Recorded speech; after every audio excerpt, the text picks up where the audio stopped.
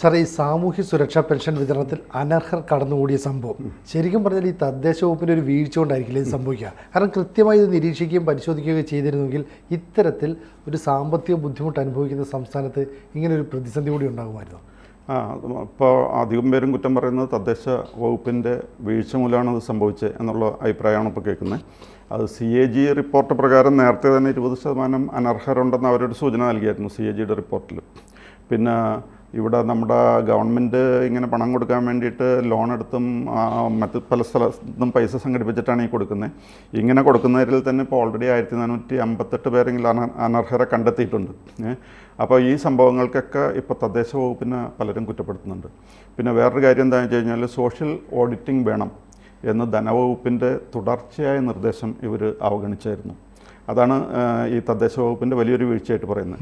പിന്നെ വേറൊരു കാര്യം, സാമൂഹിക സുരക്ഷാ പെൻഷനേഴ്സിൻ്റെ പേര് ഈ ഇവരുടെ പേര് വിവര പട്ടിക സേവന പോർട്ടലിൽ ചേർക്കണം എന്ന് പറഞ്ഞിട്ടുണ്ടായിരുന്നു. അതുണ്ടായിരുന്നെങ്കിൽ ലക്ഷക്കണക്കിന് ആൾക്കാരുടെ ഡീറ്റെയിൽസ് കളക്ട് ചെയ്തിട്ട് ഇതിൽ നിന്നും ഈ അനർഹമായിട്ട് ഇത് വാങ്ങിക്കുന്നവരെ കണ്ടെത്താൻ കഴിയുമായിരുന്നു. എന്തായാലും ഇങ്ങനെ പണം വാങ്ങിക്കണമെങ്കിൽ എല്ലാ വർഷവും മസ്റ്ററിങ്ങിന് പോകണം. ചിലർ വിരലടയാളം പതിക്കും, അല്ലെങ്കിൽ മറ്റു മാർഗ്ഗങ്ങളിലൂടെ ഇതൊക്കെ സംഭവിക്കുന്നുണ്ട്. പക്ഷേ അതിനെപ്പറ്റി വേണ്ട പോലെ തദ്ദേശ വകുപ്പ് ശ്രദ്ധ ചെലുത്തിയില്ല എന്നാണ് ഇപ്പോൾ എല്ലാവരും പറയുന്നത്. പിന്നെ ഇത് കണ്ടുപിടിക്കാനുള്ള സാഹചര്യം ഉണ്ടായത് പെൻഷനേഴ്സിൻ്റെ സേവന സോഫ്റ്റ്വെയർ ഉണ്ട്, അതേപോലെ ശമ്പളത്തിന് വേണ്ടിയിട്ട് സ്പാർക്ക് സോഫ്റ്റ്വെയർ ഉണ്ട്.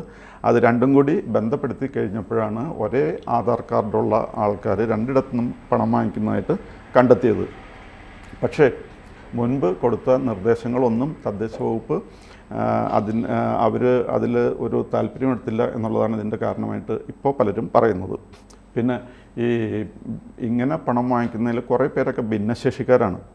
അപ്പോൾ ഭിന്നശേഷിക്കാർക്ക് ഇത് വന്ന് പെടാനുള്ള കാരണം എന്താണെന്ന് വെച്ച് കഴിഞ്ഞാൽ അവർക്ക് 18 വയസ്സിൽ തന്നെ ഈ പെൻഷൻ കിട്ടി തുടങ്ങും.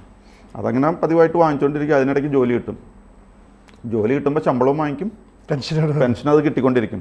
പക്ഷേ ഓരോ വർഷവും മസ്റ്ററിങ് നടത്തണം. ഇവരുടെ വിരലടയാളം കൊണ്ടുപോയി പതിപ്പിക്കലോ മറ്റ് എന്താണെന്ന് വെച്ച് കഴിഞ്ഞാൽ അതിൻ്റെ ഡീറ്റെയിൽസ് അനുസരിച്ച് ചെയ്യണം. അപ്പോൾ ഇത് അറിയാതെ ആരും ചെയ്യില്ല. ഈ ഭിന്നശേഷിക്കാരായി കഴിഞ്ഞാലും അവർക്കറിയാം ഇത് നമുക്ക് അർഹതപ്പെട്ട പണമല്ല.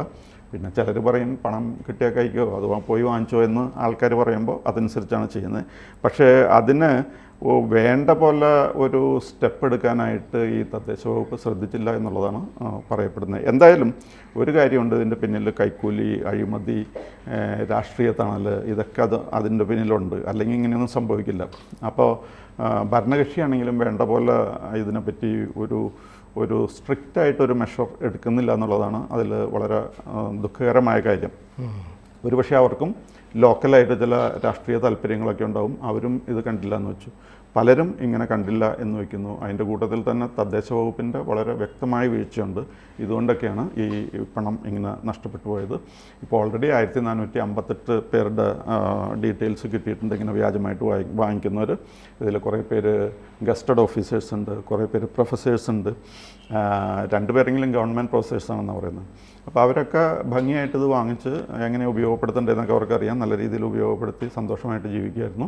ഇപ്പോൾ കുറേ പേരുടെ ഈ കാര്യങ്ങൾ ഡീറ്റെയിൽസ് പുറത്തു വന്നിരിക്കുന്നു. അത് അങ്ങനെ സംഭവിക്കാനുള്ള കാരണം ഈ സേവന പോർട്ടൽ ഉണ്ട് പെൻഷൻകാരുടെ, അതേപോലെ തന്നെ സ്പാർക്ക് എന്ന് പറഞ്ഞിട്ട് ഉദ്യോഗസ്ഥന്മാരുടെ ഒരു പോർട്ടലുണ്ട്. അത് രണ്ടും കൂടി ബന്ധപ്പെടുത്തി കഴിഞ്ഞപ്പോഴാണ് ഈ കാര്യങ്ങൾ പുറത്തു വന്നത്. അപ്പോൾ പലരും ഇതിൽ കുടുങ്ങാൻ പോവുകയാണ്. അതാണ് ഇപ്പോഴത്തെ അവസ്ഥ. ഈ തദ്ദേശ ഭരണ സ്ഥാപനമുണ്ടല്ലോ, സ്വാഭാവികമായിട്ടും അവിടെ പ്രവർത്തിക്കുന്ന രാഷ്ട്രീയ പാർട്ടികൾ, ഇപ്പം ഭരിക്കുന്ന സർക്കാരിൻ്റെ നിയന്ത്രണത്തിലുള്ള CPM പോലുള്ള പാർട്ടികൾ, അവർക്കറിയായിരിക്കുമല്ലോ സ്വാഭാവികമായിട്ടും ആർക്കൊക്കെ അർഹതയുണ്ട്, ആർക്കൊക്കെ അർഹതയില്ലെന്ന്. അപ്പോൾ അവരുടെ പാർട്ടി വളർത്തുക, അല്ലെങ്കിൽ പാർട്ടിയെ സംരക്ഷിക്കുക എന്നതുകൊണ്ടോ, അല്ലെങ്കിൽ ഈ പറയുന്ന അനർഹർ ഈ പാർട്ടി അംഗങ്ങളായതുകൊണ്ടോ ഇത്തരത്തിലുള്ള തെറ്റുകൾ ചെയ്യുന്നതാണ്. ഓരോ വർഷവും ഇത് പോയി പുതുക്കുമ്പോൾ അത് തെറ്റാണെന്ന് അറിയാമായിട്ടും അത് ചെയ്ത ആളുകളുടെ ഭാഗത്ത് ഒരു വലിയ വീഴ്ച അല്ലേ? അതെ, ഉദ്യോഗസ്ഥന്മാർ ശരിക്കും പണം വാങ്ങിച്ചിട്ടുണ്ടാവും കുറേ പേരെങ്കിലും. അതെ.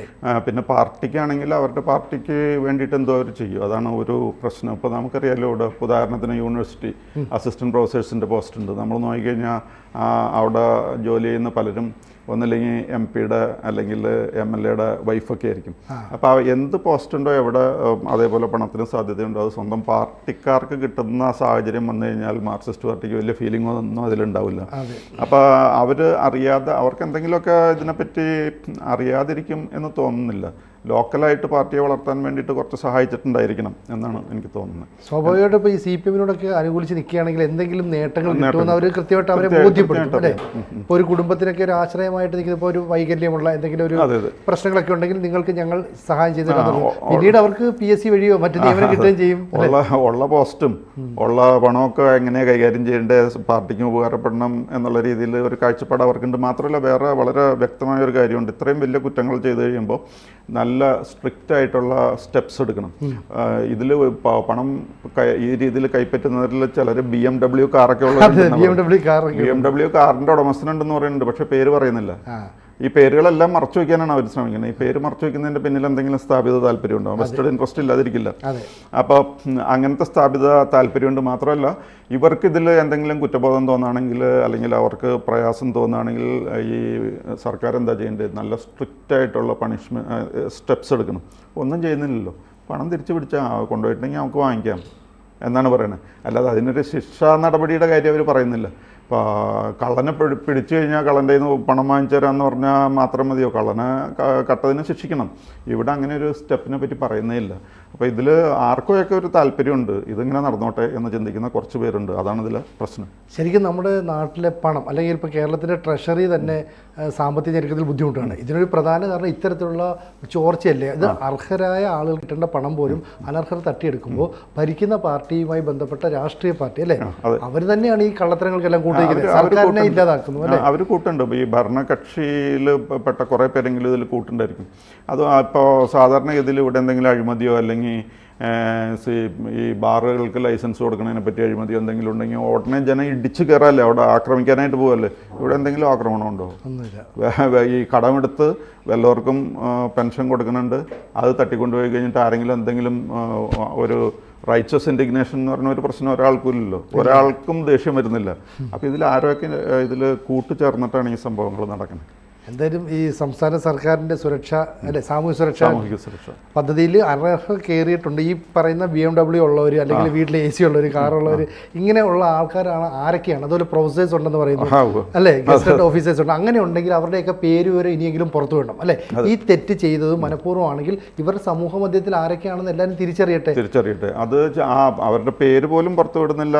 പിന്നെ പണം അവർ കൊണ്ടുപോയിട്ടുണ്ടെങ്കിൽ നമുക്ക് തിരിച്ചു പിടിക്കാമെന്നാണ് പറയുന്നത്. അല്ലാതെ ശിക്ഷിക്കുന്ന കാര്യം പറയുന്നില്ല. എന്തെങ്കിലും ഒരു കർശനമായ നടപടി സ്വീകരിച്ചു കഴിഞ്ഞാൽ നാളെ ആൾക്കാരത് ചെയ്യില്ല. ഇതിപ്പോൾ ഇതെടുത്തു കഴിഞ്ഞാൽ ഒരു കുഴപ്പമില്ലെന്നാണ് ഇപ്പോൾ കൊടുക്കുന്ന മെസ്സേജ്. നിങ്ങൾ പൈസ എടുത്തോ, പൈസ എടുത്തു കഴിഞ്ഞാൽ കണ്ടുപിടിച്ച് കഴിഞ്ഞാൽ കാശിങ് തിരിച്ചെന്നാൽ മതി എന്നുള്ള പോലെയാണ് ഇപ്പോഴത്തെ ഒരു ധ്വനി ഈ പ്രക്രിയയുടെ. അപ്പോൾ എങ്ങനെയായാലും പാർട്ടിക്കാർക്കും ഉദ്യോഗസ്ഥന്മാർക്കും ഒക്കെ ഇതിൽ പങ്കുണ്ട്. അതാണ് നമുക്ക് പ്രത്യേകിച്ച് തദ്ദേശ വകുപ്പ് വളരെയധികം വീഴ്ച ഇതിൽ വരുത്തിയിട്ടുണ്ട് എന്നുള്ളതാണ് ഇപ്പോഴത്തെ കണ്ടെത്തൽ. ഇപ്പോൾ ഈ ജില്ലാ തലത്തിൽ തന്നെ ഓരോ ജില്ലയിലും എത്ര പേരുണ്ട്, എത്ര പേരാണ് അനർഹർ എന്നുള്ളതെല്ലാം കണ്ടെത്തി. അപ്പോൾ ഇത്രയും കണ്ടെത്തിയിട്ടുണ്ടെങ്കിൽ ഇതിൽ എത്ര പേർക്ക് പിന്തുണ CPM-ൻ്റെ അല്ലെങ്കിൽ മറ്റ് രാഷ്ട്രീയ പാർട്ടികളുടെ ഉണ്ടാവും. അപ്പോൾ തദ്ദേശ മേഖലയിൽ തന്നെ അല്ലെങ്കിൽ തദ്ദേശ സ്ഥാപനങ്ങളുമായി ബന്ധപ്പെട്ട ഈ ഇപ്പോൾ വാർഡ് കൗൺസിലർ അല്ലെങ്കിൽ പഞ്ചായത്ത് പ്രസിഡന്റ്, കോർപ്പറേഷൻ കൗൺസിലർ, ഇവർക്കൊക്കെ ഇത് അറിയാവുന്നതായിരിക്കും. അങ്ങനെ അറിയുന്നവരുണ്ടെങ്കിൽ ഇവർ കൂടി കൂട്ട് നിന്നിട്ടാണ് ഇത്തരം കള്ളത്തരം കാണിച്ചത് അതല്ലേ? അത് മനസ്സിലാക്കുന്നത്. അതിപ്പോൾ നമ്മൾ ഈ സ്ത്രീ പീഡനമൊക്കെ നടക്കുമ്പോൾ പലപ്പോഴും സ്ത്രീയുടെ പേര് പുറത്ത് പറയാറില്ല, പീഡിപ്പിക്കപ്പെട്ട സ്ത്രീയുടെ പേര് പുറത്ത് പറയാറില്ല. ഇപ്പം ഏകദേശം ഈ കളവ് നടത്തിയവരെയും അതേപോലെയാണ് ട്രീറ്റ് ചെയ്യുന്നത്. പേരൊന്നും പുറത്ത് പറയില്ല. പിന്നെ പൈസ നിങ്ങളെടുത്തിട്ടെങ്കിൽ തിരിച്ചു തന്നേക്കാം, അത്ര ആ ഒരു രീതിയിലാണ് സമീപിക്കുന്നത്. അത് വാസ്തവത്തിൽ ഈ എയ്ഡിങ് ആൻഡ് അബറ്റിംഗ് എന്ന് പറയുന്ന പോലെ ഇത് കുറ്റം ചെയ്യാനുള്ളൊരു നമ്മൾ അറിയാതെ തന്നെ സപ്പോർട്ട് ചെയ്യുന്ന ഒരു രീതിയാണ് ഇപ്പോൾ ഇതിൽ കാണുന്നത്. അപ്പോൾ ഇത്തരത്തിലുള്ള കള്ളത്തരങ്ങൾക്ക് കൂട്ടു നിൽക്കുന്നതുകൊണ്ട് എന്ത് പറ്റിയെന്ന് പറഞ്ഞാൽ ഒരു വകുപ്പ് തന്നെ അല്ലേ സമൂഹത്തിൻ്റെ മുന്നിൽ സംശയത്തിൻ്റെ നിഴലായിപ്പോയില്ലേ? ശരിക്കും ഈ തദ്ദേശ ഭരണ വകുപ്പിൽ ഉത്തരവാദിത്തപ്പെട്ട മന്ത്രി തന്നെ ഒരു നിലപാടെടുക്കണം. എന്താണ് ഇവിടെ സംഭവിച്ചത്, ഇവരെയൊക്കെ ഞങ്ങൾ പുറം ലോകത്തിൻ്റെ മുമ്പിൽ എത്തിക്കും എന്നൊരു നിലപാടെടുത്തെങ്കിൽ വീണ്ടും ഇത്തരത്തിൽ കള്ളത്തരങ്ങൾ ചെയ്യാൻ ആഗ്രഹിക്കുന്ന അല്ലെ മനസ്സിൽ ചിന്തിക്കുന്നവൻ പോലും പേടിക്കില്ലേ? എന്തുകൊണ്ടാണ് പിന്നെ അത് ചെയ്യാൻ ഇവർ മടിക്കുന്നത്? തദ്ദേശ വകുപ്പ് ഇപ്പോൾ അദ്ദേഹം clearly fail to rise to the occasion. ഈ സാഹചര്യത്തിനനുസരിച്ച് ഉണർന്നും പ്രവർത്തിക്കുന്നതിൽ അവർ തീർച്ചയായിട്ടും പരാജയപ്പെട്ടിട്ടുണ്ട്. അതാണ് ഇപ്പോഴത്തെ കണ്ടത്. അല്ല, ഇപ്പോൾ സംസ്ഥാന സർക്കാരിനെ താങ്ങി നിർത്തേണ്ട എല്ലാ വകുപ്പുകളും ഒരുപോലെ പ്രവർത്തിക്കണം. അപ്പോൾ ഒരു വകുപ്പിൻ്റെ വീഴ്ച കൊണ്ട് ഇത്രയും വലിയ പ്രശ്നം ഉണ്ടാകുന്നു. ഇത് മാധ്യമങ്ങളിലൊക്കെ വലിയ ചർച്ചയാകുമായിരുന്നു. അപ്പോൾ ഇത്തരത്തിൽ അനർഹർ കടന്നു കയറിയിട്ടുണ്ടെങ്കിൽ അവരെ ശിക്ഷിച്ചെങ്കിൽ മാത്രമേ ഉള്ളൂ ഇനിയും കുറ്റം ചെയ്യുന്നവർക്ക് പേടിയുണ്ടാവുള്ളൂ. അങ്ങനെ പേടിപ്പിക്കാൻ ഉദ്ദേശിക്കണില്ല എന്ന് വേണം കരുതാൻ. ഇങ്ങനെ കിട്ടുന്നത് വെറുതെ കിട്ടുന്നത് കഴിക്കില്ല എന്നുള്ളൊരു മെസ്സേജ് ഉണ്ട് ഇതിൽ. അതാണ് പ്രശ്നം. അപ്പോൾ ഈ പാർട്ടിക്കാരൊരു സംരക്ഷണം കൊടുക്കുന്നുണ്ടല്ലേ, നിങ്ങൾ മറ്റേ ജോലിയൊക്കെ അവിടെ നിന്നോട്ടെ, ഈ പൈസ കിട്ടുന്നുള്ളൂ, ഇത് സർക്കാർ നിങ്ങൾക്ക് തരുന്നതാണ്. അപ്പോൾ ഇങ്ങനെ പൈസ മേടിച്ച് കൊടുക്കുമ്പോൾ എന്ത് പറ്റുന്ന പറഞ്ഞാൽ ആ കുടുംബത്തിന്റെ വോട്ട് കൃത്യമായിട്ട് ഇവരുടെ പെട്ടിയിലേക്ക് വീഴുന്നു. വോട്ടും കിട്ടും, പിന്നീട് എന്തെങ്കിലും ഈ പാർട്ടി ഫണ്ടിലേക്കൊക്കെ പിരിക്കാൻ ചെന്ന് കഴിയുമ്പോൾ എന്തെങ്കിലുമൊക്കെ കൺസിഡറേഷൻ അതിലും കിട്ടുമായിരിക്കും. അല്ലാതെ വെറുതെ ഒന്നും ഇതിങ്ങനെ കണ്ടില്ല എന്ന് അടിക്കേണ്ട ആവശ്യമില്ല. അപ്പോൾ ഈ നേതാക്കൾ മാത്രമല്ല, ഈ താഴെത്തട്ടിലുള്ള അണികൾ പോലും ഇത്തരത്തിലുള്ള കള്ളത്തരത്തിന് കൂട്ടിരിക്കുന്നതാണ് മനസ്സിലാക്കുന്നത്. അതെ, ക്ലിയർലി അത് എയ്ഡിങ് ആൻഡ് അബറ്റിംഗ് എന്ന് പറയുന്ന ആ രീതിയിലാണ് ഇത് വരുന്നത്. അതാണ് ഇപ്പോൾ സംഭവിച്ചുകൊണ്ടിരിക്കുന്നത്. എന്തായാലും ഒരു സർക്കാരിനെ തകർത്ത് ഇത്തരം നിലപാടുകൾ ചെയ്തവരെ പുറം ലോകത്തിന് മുന്നിലേക്ക് എത്തിക്കണം, ജനങ്ങളുടെ മുന്നിലേക്ക് എത്തിക്കണം എന്ന് തന്നെ നമ്മൾ ആവശ്യപ്പെടുന്നുണ്ടല്ലേ? തീർച്ചയായിട്ടും അത് തന്നെ ഉണ്ടാവും എന്നുള്ളത് കാത്തിരിക്കാം. കൂടുതൽ വാർത്തകളും വിശേഷങ്ങളും നിങ്ങളിലേക്ക് എത്താൻ ABC മലയാളം സബ്സ്ക്രൈബ് ചെയ്യുക, ബെൽ ബട്ടണും അമർത്തുക.